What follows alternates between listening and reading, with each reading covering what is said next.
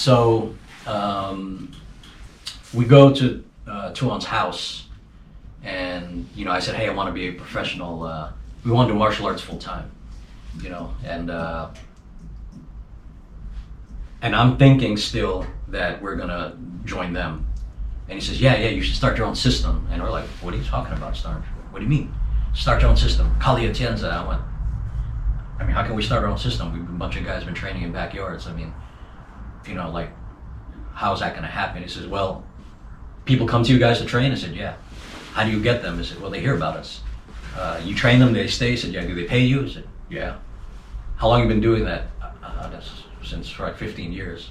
And I'm like, oh, okay, I get it. All right. But this is like, in my head, it can't be done. Go to the school that's already established. He's like, oh no, that's what we're gonna do. It'll be the last tribute to your dad, because this is 2002, he died in 99. So this would be like the last tribute to your father. Like, the man was supposed to be immortal, the super skilled guy. This will be the last thing that his legacy. Like, all right, cool. Like, we hear legacy. Like, yeah. Cool. But I'm saying we're not good enough. I mean, like not like all these guys who got their own VHS tapes and DVDs. Like, we're not professionals like them. Like, we don't have uniforms, and he's looking at us like, okay, this is what we're gonna do. I want you to come down next week.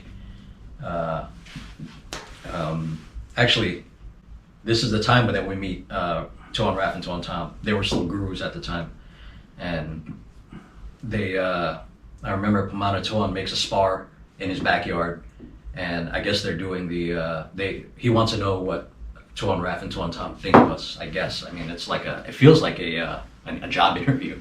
Like, we spar in the backyard. He has some guys that come over, we spar them. It's, we get on video. And remember, Tuhon Raph already just did the hunted. Mm-hmm. And I remember him saying, wow, all we need is if we get like 60 guys like this, would be awesome, So it's kind of like show how good these guys are, that kind of thing. Because remember, we don't think we're good. Right.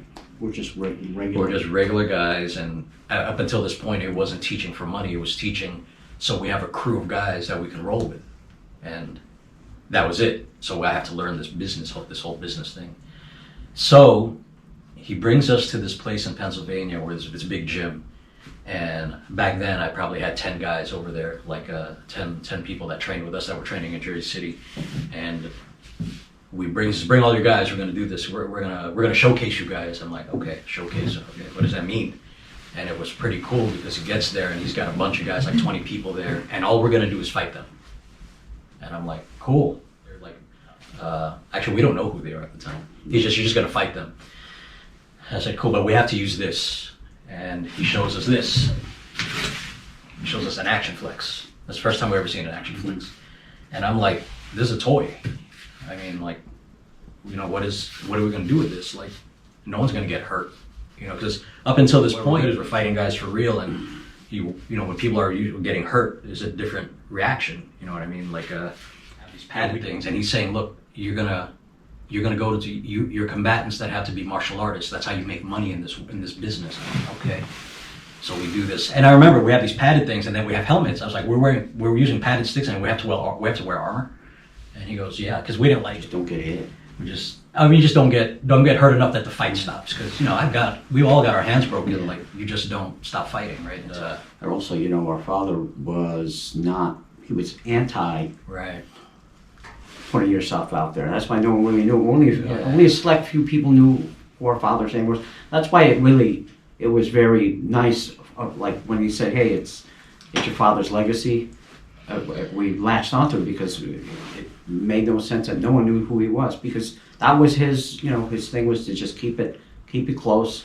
He never went out and promoted himself. It was the opposite of that, and that's our background so far, right? Like, that's where we're coming from. That's right. So this is weird for us. Yeah, it's this is the challenge that the hurdle that we have to go over is that mentality. And we're almost thinking of not doing it because it's like, we got to use toys now. Like, this is bullshit. Like, how are we gonna know, how people are gonna know where we are with these toys? And you got to remember, like, this is out of a character of who we thought Pamana Tuhon was, because he didn't spar either. Right. Pamana Tuhon, my dad, they never believed in sparring. Their thing was fighting. Like, they saw so much crazy stuff that if they sparred, it could hinder them in real fights, and they can get killed. So we're coming from that, and now we're coming from that same mentality, but we like to spar. Like, remember the 90s, from like 95 to like 2002, man, all we did was like, it went from like hard fighting to sparring. We were sparring before, but I say, it was like friendly backyard shit with all your friends. And now the main thing is that, like, because you can't hurt people all the time. If you want them to be your training partners, you got to soften up a little bit. But not that soft. I mean, everybody who, in Jersey City, we had a apartment that was an old candy store, and I had no furniture in there.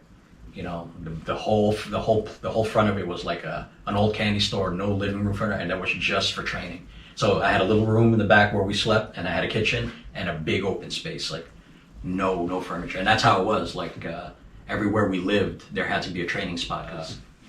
He's bringing us to this place in Pennsylvania, a gym, and we have all these people there.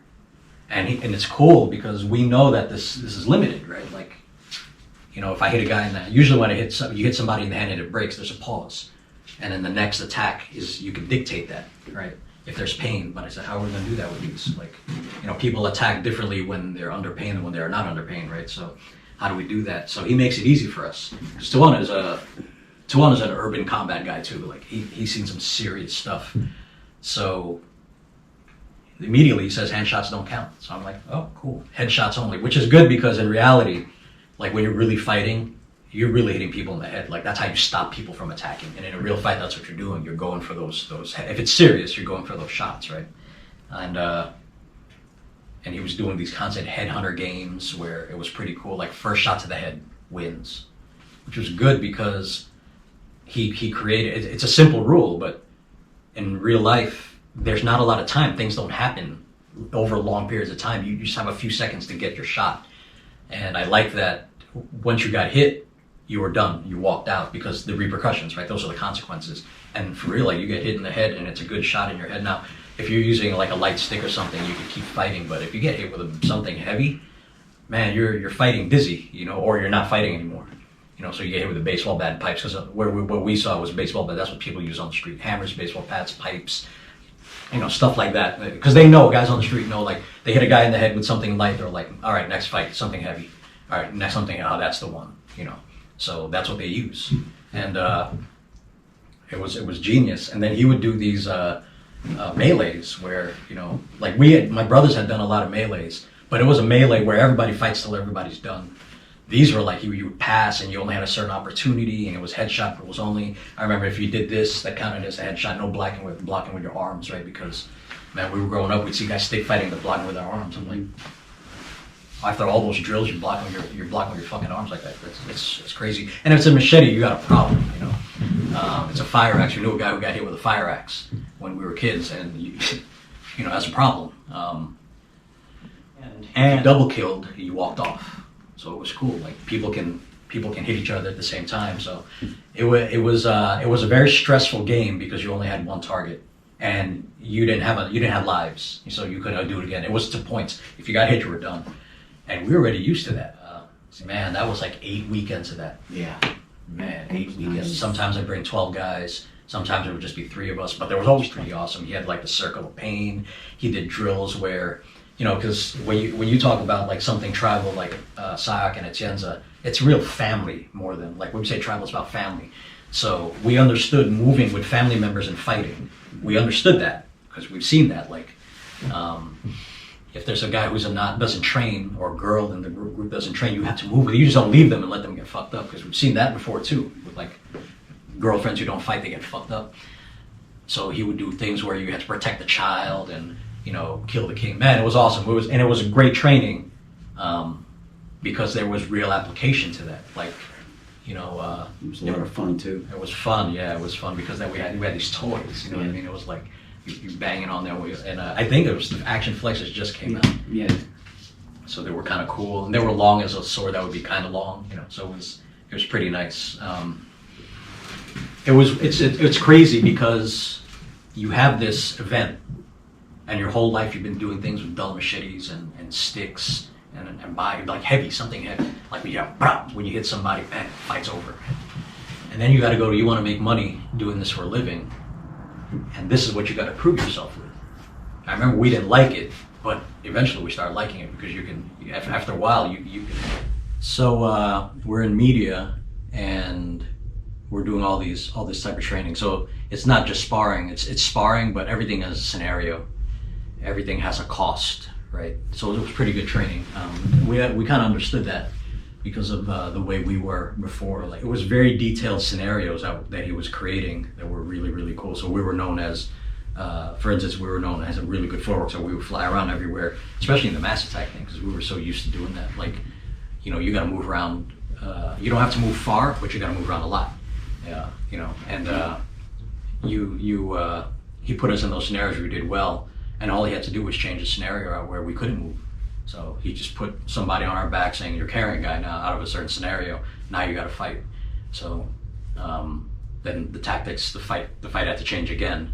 So it was pretty cool. He just kept feeding us scenarios, and then we just kept making adjustments, and everything had something to do with, like, it's not just fighting, it's fighting for a purpose.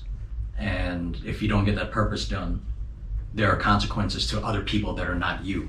So that was really, because that's what it really is like. Like, if you don't win this encounter in like urban combat scenarios, yeah, your people, it's your people who will get hurt, probably not you, because you're the one who has a skill, and they may not have as much, or you're hanging out with people who don't have it, and so the repercussions, the consequences were high. So every training thing had consequences. It was good. It was awesome because it was all done with these padded toys, like these Nerf swords, and they were real lessons.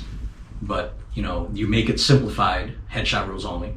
You know, so now you don't have to worry about the pain, you know, hurting people, and then or affecting people with pain.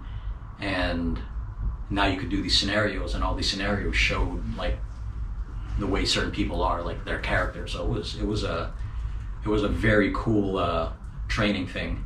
And at the end of the 8 weeks, we're doing really well. You know, people are starting to hear about us. You know, he introduced us to forums. Like, we didn't know anything about forums. And back then it was forums. It was not like Facebook has their own forums. Back then you had like Filipino martial art forums. So he introduced that to us. He would like post things about us, trying to get a buzz about us. And people start to hear about us. And even back then, we would go to these events where you spar all these guys, and we'd spar them. And it was no different from what we're doing before. We'd spar somebody, and they would join, and they would pay us to train them. So now it's happening. Like, it's a formula we know already. Like, you spar somebody, you're like, let's move around, pop, pop, pop, you do your thing. They like what they see, and then they join, and they pay you for it. And it was what was happening during that time. It was pretty good. Like, later at the end of the 8 weeks, people start giving us their cards because they want us to come down and teach at wherever they are. And a lot of these guys have their own schools, and I was like, oh shit. I thought they were just regular guys that trained in the backyard like us, because we didn't have any connection to the mainstream Filipino martial arts world. Like, that's not what we were training for. We weren't training to be known, and we were training so we could survive, and people that we trained could survive, and that was it. I mean, it's the same now. You know, even now, I won't let the organization grow past a certain point until I know everybody's at a skill set where they need to be. So it was the same as back then. Like, guys would come in, and I remember one of the guys there, they paid us a bunch of money. We just sparred. You know, we sparred and sparred and sparred, and he was a fighter. And, you know, you met a lot of guys like that. Like, they would just pay you private money. It was like $100 an hour or something like that, and you'd spar for hours. And that was it. They would just spar you. They wouldn't learn anything. They would just spar, because what they were trying to do is they see if they can go move. They can beat what you're doing. After about a month or so, well, not a month, like 4 sessions, you know, you're doing 2 hours a session, 3 hours a session, about $1,000 in training. They're like, all right, cool. All right, time to learn. I want to see what you're doing. The moment we went from the combat stuff to the martial arts stuff, then we started to see the money. And I remember the first month that I was not in corporate America, because I had to eventually leave because there was too many students. Like, there was not enough time. The first month the media was about, like, we would spar these guys, and we just do what we're doing. There was no pressure, there was no anything. It was like, go spar these guys, and it was a lot of fun. And then later on, we would find out these guys are somebody in the martial arts world. They got their own schools, they're this, they're, and I was like, all right, I get it. All he did, Pamana, to us, was show that we had a skill set that was viable to start this business. That's all it was.